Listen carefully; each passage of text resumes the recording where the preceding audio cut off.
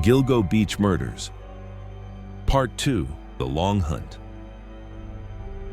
By the start of 2011, the Gilgo Beach murders had already shocked the nation.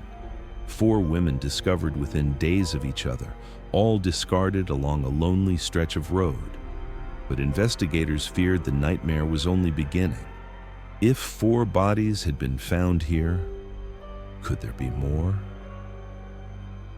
As search teams returned to the dunes, helicopters scanning from above and cadaver dogs combing the brush, Long Island braced itself for answers. What they found would transform the case from a chilling discovery into one of the largest, most frustrating manhunts in American history. This is part 2 of the Gilgo Beach murders, The Long Hunt. By the start of 2011, the Gilgo Beach case had already gripped the nation. 4 women had been discovered within days of each other, and police had publicly admitted the likelihood of a serial killer. The pressure on Suffolk County Police was enormous. Journalists demanded answers, families demanded justice, and the public wanted to know if 4 bodies were found here, could there be more? Investigators returned to Ocean Parkway, with helicopters scanning the dunes from above, cadaver dogs combing through the brush, and dozens of officers pushing into the marshland. The quiet coastline became the center of one of the largest crime scene searches in New York's history. The question was no longer if more victims would be found. The question was how many. The search quickly confirmed the community's worst fears. In March and April of 2011, police expanded their sweep further down Ocean Parkway, stretching miles beyond Gilgo Beach. One by one, new sets of remains were uncovered in Nassau County, in Suffolk County, in the thick brambles beside the road. By the time the search was paused, the total had grown to 10 victims. Jane Doe. Among the first was an unidentified woman, found with partial remains in one area and additional bones discovered years earlier in another. Investigators now had to piece her identity together like a puzzle. Baby Doe. Even more horrifying was the discovery of a toddler, no more than 2 years old. A child's body discarded in the marsh. Detectives struggled to understand how an infant could be connected to a serial killer's dumping ground. An Asian male. In another shocking twist, police found the remains of a young Asian male dressed in women's clothing. This victim broke the established pattern of young female escorts, raising new questions about whether more than one killer was responsible. Valerie Mack. Later identified through DNA, she'd gone missing years earlier from New Jersey. Like others, she was connected to sex work, and her family had spent decades wondering what happened to her. Each new discovery widened the case. The Gilgo 4 were no longer the only victims. This was a graveyard stretching across miles of coastline. Detectives debated whether one killer could be responsible for such a range of victims: women, a child, even a man. Some believed the pattern suggested more than one predator, perhaps even multiple killers using the same dumping ground. For the public, the fear deepened. Long Island wasn't just home to a serial killer, it might be home to several. For months, Shannan Gilbert begged police to keep searching. She was relentless, calling detectives daily, organizing vigils, speaking to the press. She told anyone who would listen, "My daughter's out there." Find her finally. In December 2011, more than a year and a half after her disappearance, searchers made a discovery. In the dense frozen marshes of Oak Beach, just half a mile from where she was last seen, remains were found. The body belonged to Shannan Gilbert. The marshes around Oak Beach were treacherous. Waist-high reeds swayed in the wind, pools of icy water hid beneath the brush, and the ground itself seemed to swallow anything that stepped into it. For hours, investigators waded through muck before coming upon fragments of clothing, then skeletal remains. It was the end of a search that had stretched across 19 months. And yet, instead of closure, the discovery brought only more questions. Within days, the Suffolk County Police held a press conference. They claimed Shannan's death was most likely an accident.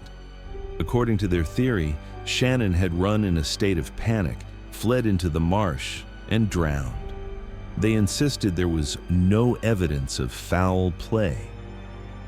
For investigators, this explanation tied the case neatly together. Shannan was not, in their words, a victim of the Long Island serial killer, just a tragic, separate case. But Shannan's family refused to believe it.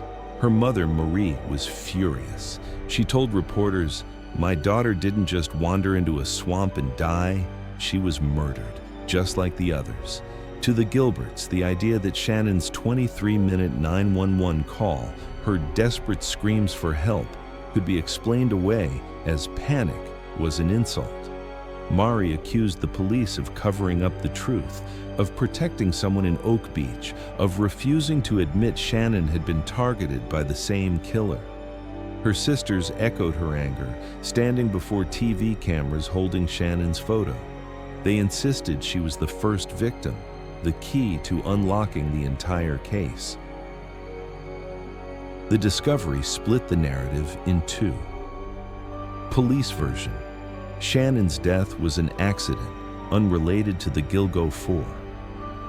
Family and public suspicion: Shannan was murdered by the same predator who left bodies along Ocean Parkway. Even experts disagreed. Some criminologists argued her death bore too many similarities to dismiss. Others pointed to the toxicology reports and marsh conditions, suggesting disorientation and drowning were possible. But in the eyes of the public, one fact stood out. Without Shannan, the Gilgo 4 might never have been found. Her disappearance had started it all. For Mari Gilbert, the discovery only strengthened her resolve. She promised she would never stop fighting, not just for Shannan, but for all the victims. The tragedy of Shannan's death, rather than closing the chapter, deepened the mystery. Was she truly a separate case? Or was she the first woman to fall prey to a serial killer who stalked Long Island? With more than 10 victims discovered, pressure on investigators grew heavier each day. The public demanded an arrest and the families demanded justice. But instead of answers, the next decade would bring suspects, rumors, and false leads. One of the first names to surface was Joseph Brewer, the Oak Beach resident who had hired Shannan the night she disappeared. Brewer insisted he had nothing to do with her death. According to him, Shannan became paranoid inside his home and ran out. He claimed he tried to calm her, but she refused to stay. Police interviewed Brewer extensively, but they found no physical evidence linking him to the murders. Still, for many in the public, suspicion lingered. Why had Shannan run from his home in terror? Why was she calling 911 from inside his neighborhood? Brewer remained a figure of speculation, though investigators eventually cleared him. Attention then turned to Michael Pack, Shannan's driver that night. Pack told police that he'd waited outside while she was with Brewer. When Shannan came running out, he said she refused to get back in the car. He claimed he tried to follow her, but she disappeared into the marsh. Some believed Pack knew more than he admitted. Why hadn't he called police immediately?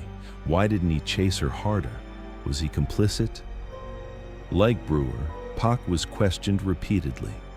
But again, there was no evidence tying him to her death or to the other murders. Perhaps the most controversial figure to emerge was Dr. Peter Hackett, a neighbor in Oak Beach. 2 days after Shannan vanished, Mari Gilbert received a strange phone call. Hackett introduced himself and told Mari that he had treated Shannan at his home the night she disappeared. He said he ran a halfway house for troubled women and wanted to help. But when Mari mentioned this to police, Hackett denied it. Later, when pressed, he admitted making the call but insisted he never saw Shannan that night. Hackett's story shifted multiple times. Why did he call Mari at all? Why claim to have helped Shannan, only to backtrack later? For the Gilbert family, Hackett became their prime suspect. Mari publicly accused him of luring her daughter and covering up the truth. Lawsuits were filed, interviews were given, and Hackett became a central figure in media coverage. But investigators again claimed there was not enough evidence. Hackett was never charged. Beyond these individuals, theories multiplied. Some suspected a local police officer, arguing that the killer's knowledge of the area and law enforcement failures suggested an inside job. Others believed multiple killers used the same dumping ground. Online forums buzzed with speculation, every new rumor fueling the fire. Yet, year after year, the case remained unsolved. For the families, the endless cycle of suspects was exhausting. Each new name brought a flicker of hope, only to end in disappointment. For the public, trust in the investigation sank lower. Every time a suspect was cleared, the mystery deepened. Who was hiding in plain sight?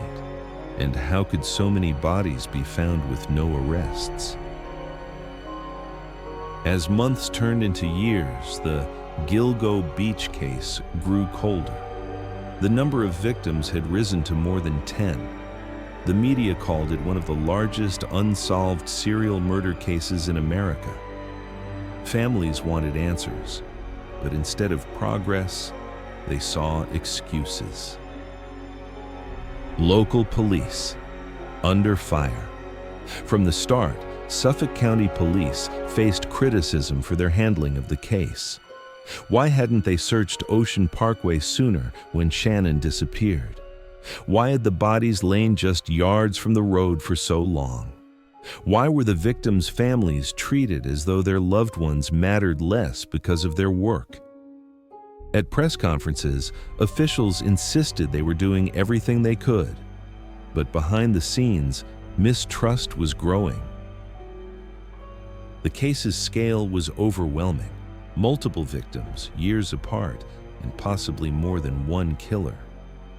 The FBI offered to assist with advanced profiling, forensic technology, and manpower. But shockingly, Suffolk County Police rejected the help. They argued they could handle it on their own. But many suspected another reason: fear of outside oversight. At the time, the Suffolk County Police Department was plagued by corruption scandals.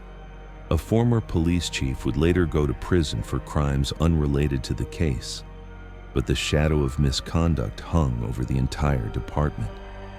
For critics, the refusal to involve the FBI was a red flag. Was the department protecting someone, or simply trying to hide its own failures? As years passed, the community's faith in the investigation eroded. Some locals believed the killer might even be connected to law enforcement. Others felt the department wanted the case to disappear, hoping the media frenzy would fade. Families of the victims accused police of dragging their feet. They held vigils, protests, and press conferences, saying the authorities were failing to treat their daughters as human beings. Mari Gilbert, never one to mince words, told reporters, "If this were happening in a wealthy neighborhood, it would have been solved by now." By the mid-2010s, the Gilgo Beach murders seemed frozen in time. New tips came in, suspects were questioned, but nothing stuck. Each year that passed without an arrest deepened the wound. And behind the silence, the killer, whoever he was, remained free. By the mid-2000s, the Gilgo Beach murders stood as one of the most haunting unsolved cases in America. More than 10 victims had been discovered. Investigators had chased rumors, suspects, and theories, but year after year, no arrest came. The Suffolk County Police faced mounting criticism. The FBI was kept at arm's length, and families were left in limbo, their grief turning into anger, their hope fading with each passing season. For over a decade, the dunes of Long Island kept their secrets. The case seemed frozen in time. The killer, whoever he was, remained free. But just when the world had begun to forget, a shocking arrest would reignite the story. At this stage, after years of dead ends, what do you think was holding the investigation back? Police incompetence, corruption, or the killer's cunning? Share your thoughts in the comments. Every secret waits to be revealed. Every silence that carries an echo, every story is waiting to be told. This was her secret. What about yours? What do you think about this case? Share your thoughts in the comments. Every voice matters. Subscribe and step into the echoes of truth.